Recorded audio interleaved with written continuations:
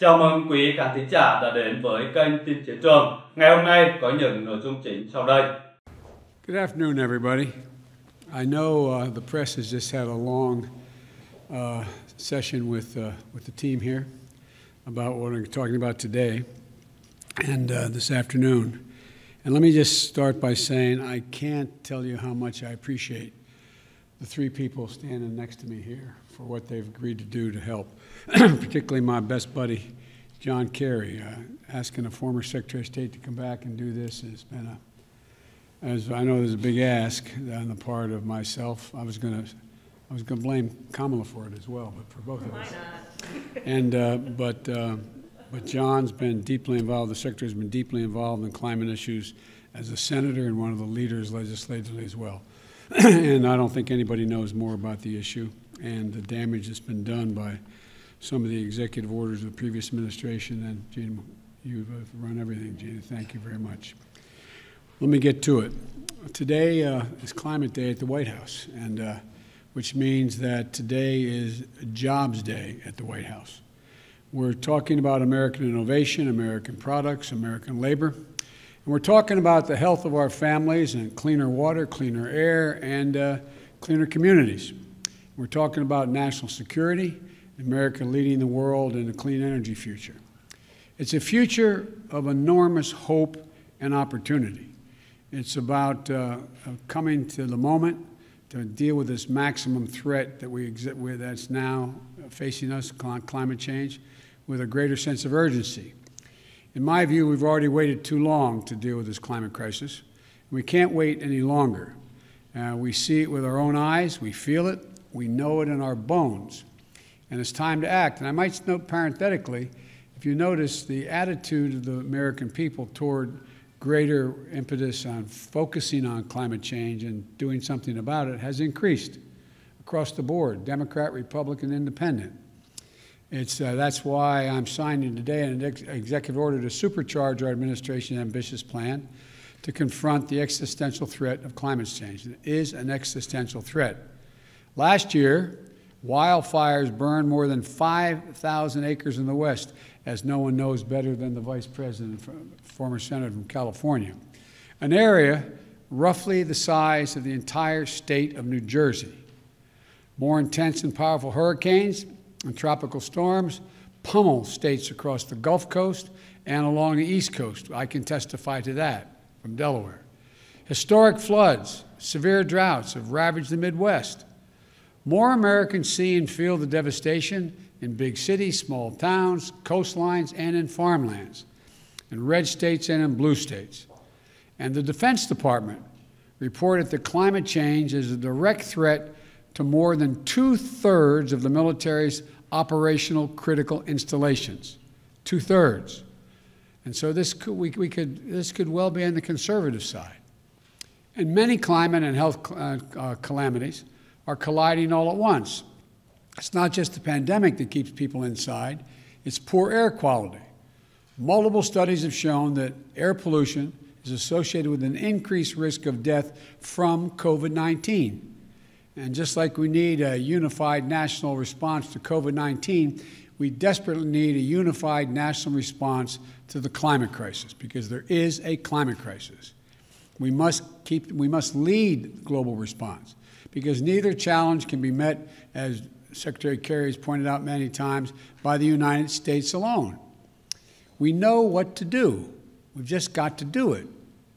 When we think of climate change, we think of it, this is a case where conscience and convenience cross paths, where dealing with this existential threat to the planet and increasing our economic growth and prosperity are one and the same. When I think of climate change, I think of, and the answers to it, I think of jobs. A key plank of our Build Back Better recovery plan is building a modern, resilient climate infrastructure and clean energy future that will create millions of good-paying union jobs, not $7, $8, $10, $12 an hour, but prevailing wage and benefits. You know, we can put millions of Americans to work modernizing our water systems, transportation, our energy infrastructure to withstand the impacts of extreme climate. We've already reached a point where we're going to have to live with what it is now. That's going to require a lot of work all by itself, without it getting any worse. When we think of renewable energy, we see American manufacturing, American workers racing to lead the global market. We see farmers making American agriculture first in the world to achieve net zero emissions and gaining new sources of income in the process. And I want to parenthetically thank the Secretary of Agriculture for helping me put together that program during the campaign. We see small business and master electricians designing, installing, and innovating energy-conserving technologies in building homes and buildings. And we're going to reduce electric consumption and save hundreds of thousands of dollars a year in energy costs in the process. And when the previous administration reversed the Obama-Biden vehicle standard and picked big oil companies over American workers, the Biden-Harris administration will not only bring those standards back, will set new, ambitious ones that our workers are ready to meet. We see these workers building new buildings, installing 500,000 new electric vehicle charging stations across the country as we modernize our highway system to adapt to the changes that have already taken place. We see American consumers switching to electric vehicles through rebates and incentives, and the residents of our cities and towns breathing cleaner air, and fewer kids living with asthma and dying from it. And not only that, the federal government owns and maintains an enormous fleet of vehicles, as you all know. With today's executive order, combined with the Buy American executive order I signed on Monday, we're going to harness the purchasing power of the federal government to buy clean, zero-emission vehicles that are made and sourced by union workers right here in America. With everything I just mentioned, this will mean 1 million new jobs in the American automobile industry, 1 million. And we'll do another thing. We'll take steps towards my goal of achieving 100% carbon pollution-free electric sector by 2035, transforming the American electric sector to produce power without carbon pollution will be a tremendous spur to job creation and economic competitiveness in the 21st century, not to mention the benefits to our health and to our environment. Already, 84% of all new electric capacity planned to come onto the electric grid this year is clean energy. Clean energy. Why? Because it's affordable, because it's clean, because in many cases it's cheaper, and it's where we're keeping up. They're keeping up. We're going to need scientists and national labs, land-grant universities, historical black colleges and universities to innovate the technologies needed to generate, store, and transmit clean electricity across distances, and battery technology and a whole range of other things. We need engineers to design them and workers to manufacture them. We need iron workers and welders to install them. Technologies they invent, design, and build will ultimately become cheaper than any other kind of energy, helping us dramatically expand our economy and create more jobs with a cleaner environment. And we'll become the world's largest exporter of those technologies, creating even more jobs. You know, we're also going to build 1.5 million new energy-efficient homes and public housing units that are going to benefit communities 3 times over. 1, by alleviating the affordable housing crisis. 2, by increasing energy efficiency. And 3, by reducing the racial wealth gap linked to home ownership. We're also going to create more than 250,000 jobs to do things like plug the millions of abandoned oil and gas wells that pose an ongoing threat to the health and safety of our communities. They're abandoned wells. They're open now. And we're going to put people to work. They're not going to lose jobs in these areas. They're going to create jobs. They're going to get prevailing wage to cap those over 1 million wells. These aren't pie-in-the-sky dreams. These are concrete, actionable solutions. And we know how to do this. The Obama-Biden administration reduced the auto industry, rescued the auto industry, and helped them retool. We need solar energy, cost competitive with traditional energy, weatherizing more, we made it cost competitive, weatherizing more than 1 million homes. The Recovery Act of our the Democratic administration, made record clean energy investments, $90 billion. The President asked me to make sure how that money was spent on everything from smart grid systems to clean energy manufacturing. Now, the Biden-Harris administration is going to do it again and go beyond. The executive order I'll be signing establishes the White House Office of Domestic Climate Policy, and it'll be led by one of America's most distinguished climate leaders, former EPA Director Gina McCarthy. As the head of the new office and my National Climate Advisor, Gina will chair the National Climate Task Force, made up of many members of our cabinet, to deliver a whole-of-government approach to the climate crisis. It's not time for small measures. We need to be bold. So let me be clear. That includes helping revitalize the economies of coal, oil, and gas and power plant communities. We have to start by creating new good-paying jobs, capping those abandoned wells, reclaiming mines, turning old brownfield sites into new hubs of economic growth, creating new good-paying jobs in those communities where those workers live, because they help build this country. We're never going to forget the men and women who dug the coal and built the nation. We're going to do right by them, make sure they have opportunities to keep building the nation in their own communities and getting paid well for it. While the whole-of-government approach is necessary, though, it's not sufficient. We're going to work with mayors and governors and tribal leaders and business leaders who are stepping up, and the young people organizing and leading the way. My message to those young people is, you have the full capacity and power of the federal government. Your government is going to work with you. Now, today's executive order also directs the Secretary of the Interior to stop issuing new oil and gas leases on public lands and in offshore waters wherever possible. We're going to review and reset the oil and gas leasing program. Like the previous administration, we'll start to properly manage, unlike it, we're going to start to properly manage lands and waterways in ways that allow us to protect, preserve them, the full value that they provide for us for future generations. Let me be clear, and I know this always comes up, we're not going to ban fracking. We'll protect jobs and grow jobs, including through stronger standards like controls from methane leaks and union workers willing to install the changes. Unlike previous administrations, I don't think the federal government should give handouts to big oil to the tune of $40 billion in fossil fuel subsidies. And I'm going to be going to the Congress asking them to eliminate those subsidies. We're going to take money and invest it in clean energy jobs in America. Millions of jobs in wind, solar, and carbon capture.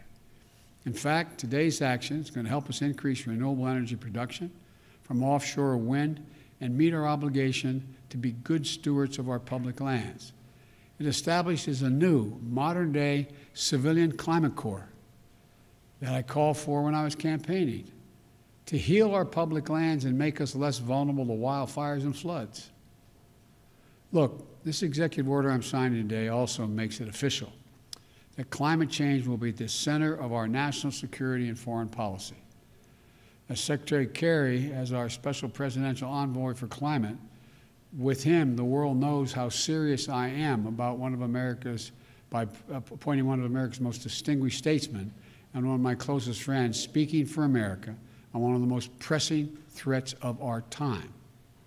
John was instrumental in negotiating the Paris Climate Agreement that we rejoined, this administration rejoined on day one, as I promised. And today's executive order will help strengthen that commitment by working with other nations to support the most vulnerable to the impact of climate change and to increase our collective resilience. That includes a summit of world leaders that I'll convene to address this climate crisis on Earth Day this year, in order to establish a new effort to integrate the security implications of climate change as part of our national security risk assessment and analysis will also be included.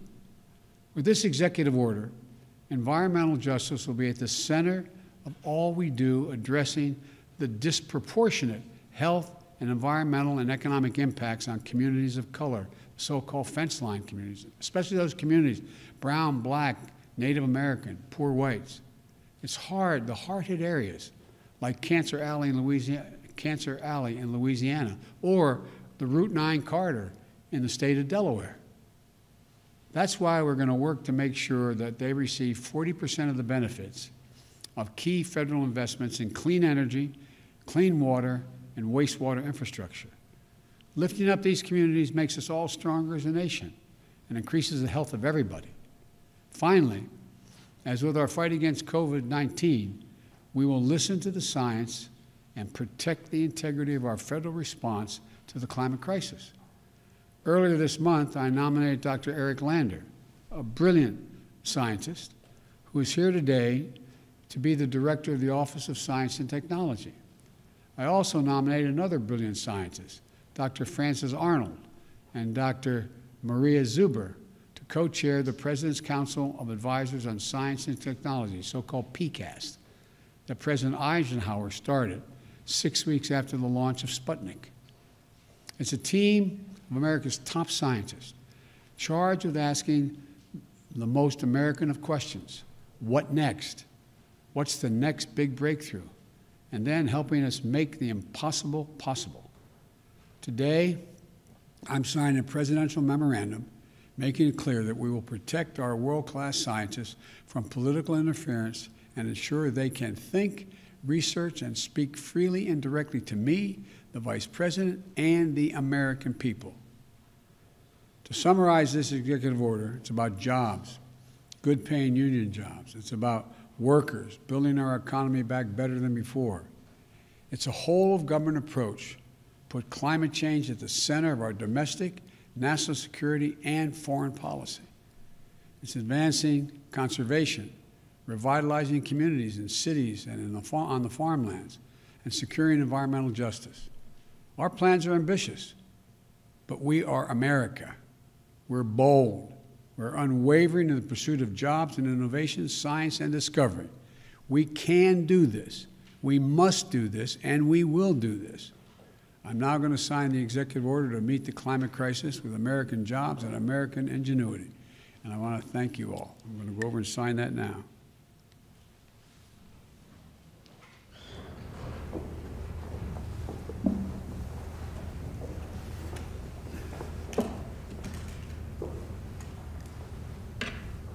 Use the right pens here.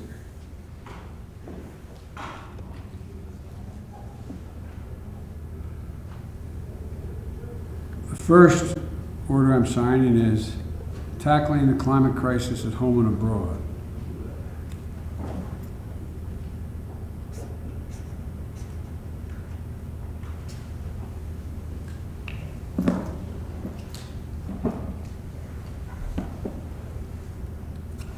This next one, restoring trust in government through science and integrity and evidence-based policymaking.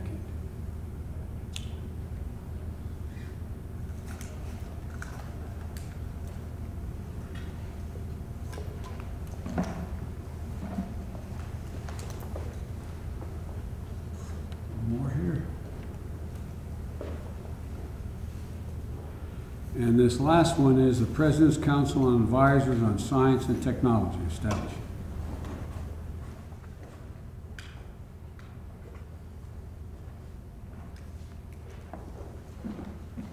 I thank you all for your time. Sir, what sacrifices are you asking Americans today? Thank you.